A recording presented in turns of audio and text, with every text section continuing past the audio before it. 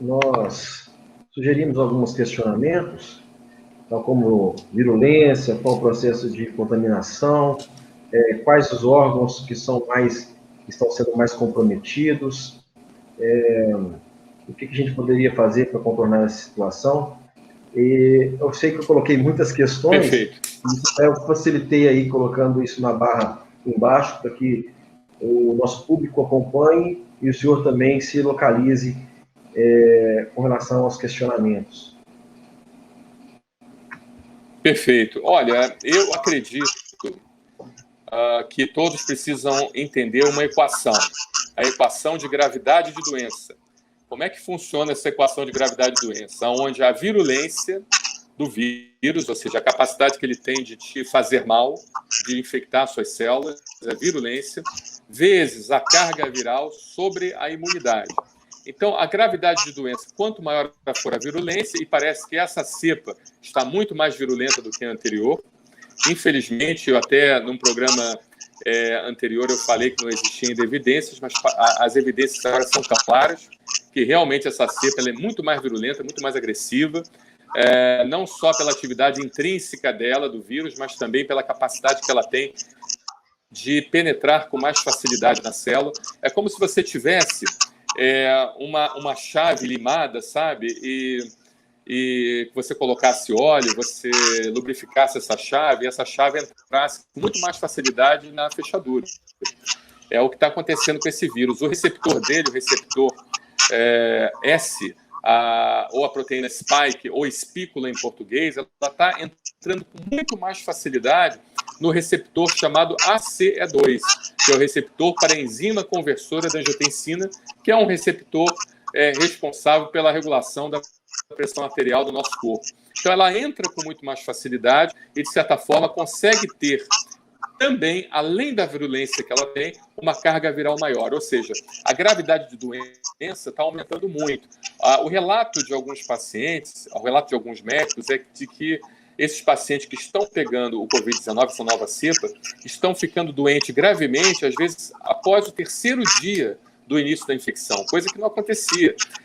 A cepa antiga, você entrava em gravidade de doença pelo menos a partir do 7º ou 10º dia, que você realmente tinha aquela preocupação maior. Mas agora não. Agora, a partir do terceiro dia, você já nota já uma possibilidade desse paciente entrar em estado grave, inclusive já ir para o tubo e para a unidade fechada para ser um tratamento intensivo.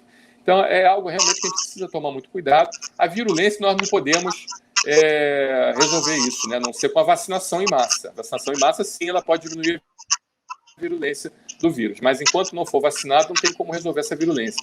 Mas a carga viral a gente tem como fazer.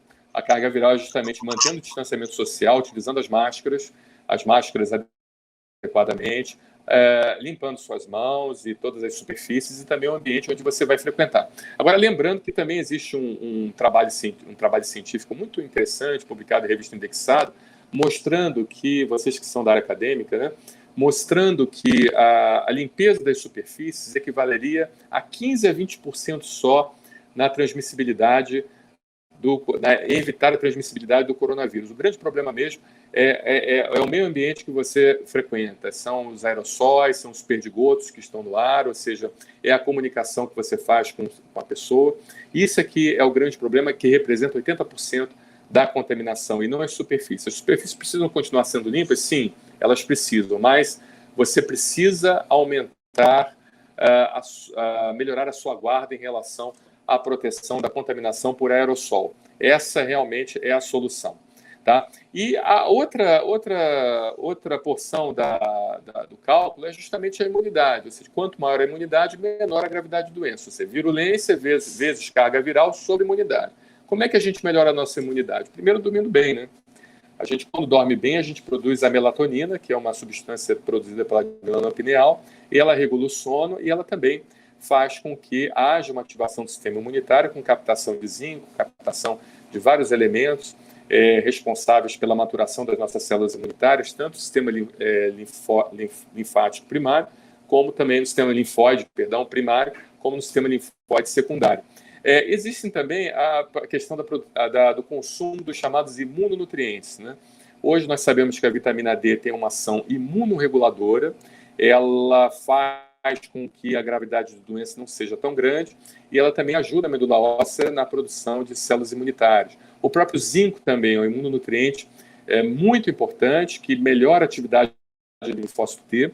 E nós temos um aminoácido que pouca gente fala, mas a glutamina é um aminoácido não essencial, mas que ajudaria muito no sistema imunitário, porque a glutamina ela é uma das principais substâncias utilizadas pelas células intestinais, os chamados enterócitos. Então, quanto mais glutamina você tiver, uma quantidade adequada de glutamina você consumir, maior vai ser a integridade das suas células intestinais. E a gente sabe que o intestino hoje é considerado um órgão nobre, né? Antigamente não. Antigamente era só o cérebro e o coração. Mas hoje a gente sabe que o intestino é um órgão nobre, um órgão que regula várias funções hormonais, funções imunitárias. Você tem agregados linfóides no intestino que, inclusive, maturam a produção do linfócito T, fazendo com que ele haja mais adequadamente. Você faz a seleção de nutrientes daquilo que você ingere, daquilo que não presta, é mantido na luz intestinal, e aquilo que, de certa forma, é absorvido adequadamente. Ele consegue fazer essa seleção adequada com uma permeabilidade intestinal adequada, seletiva, e não um aumento da permeabilidade intestinal, não passando macromoléculas para dentro do intestino.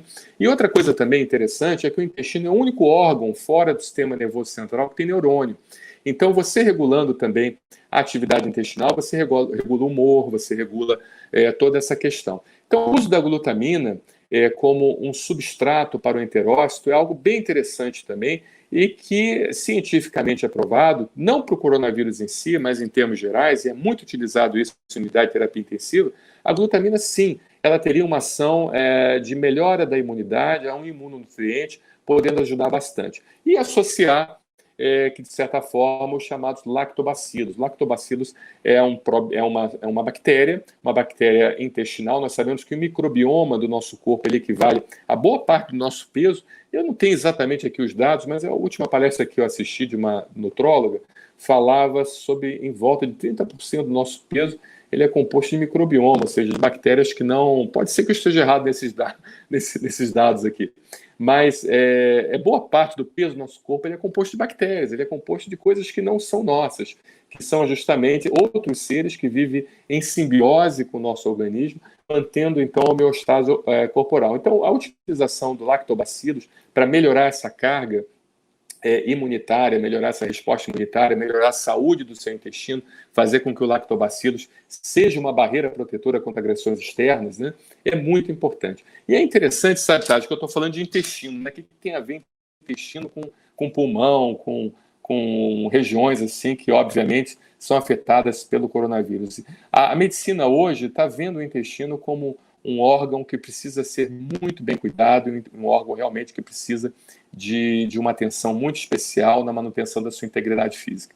Agora, é lógico que outras regiões do corpo são atingidas, né? Nós temos o próprio intestino é atingido, você pode ter sintomas gastrointestinais, como náusea, vômito, diarreia. Há pacientes que desenvolvem esses sintomas e que, quando a gente vai fazer a testagem, é o coronavírus.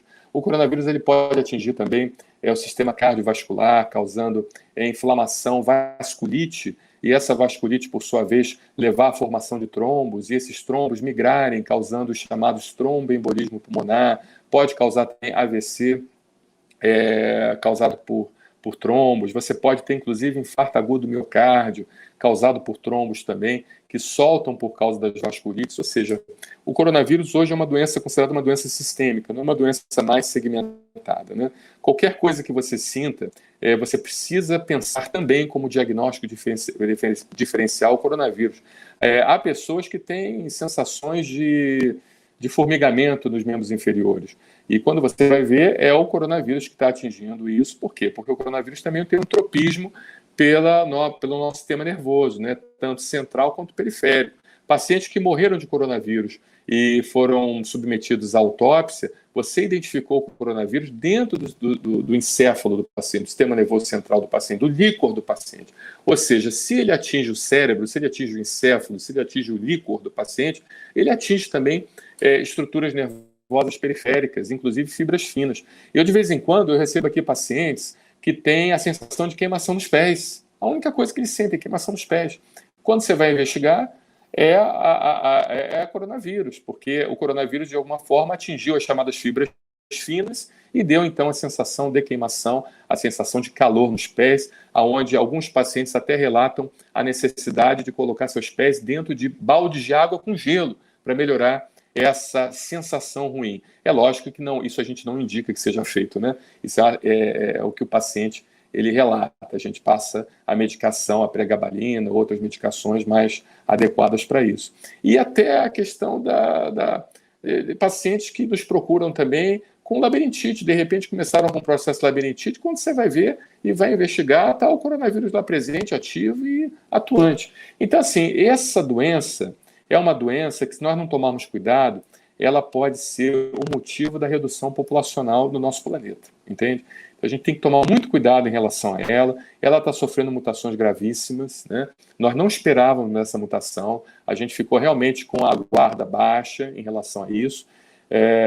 E, de certa forma, nós precisamos dar o máximo de atenção a ela e acelerar também as pesquisas em todos os aspectos, no desenvolvimento de vacinas novas, na questão do tratamento precoce e também aquela questão da testagem em massa, principalmente aqui eu coloco a minha opinião, utilizando a tecnologia CRISPR, a tecnologia que foi prêmio Nobel recentemente.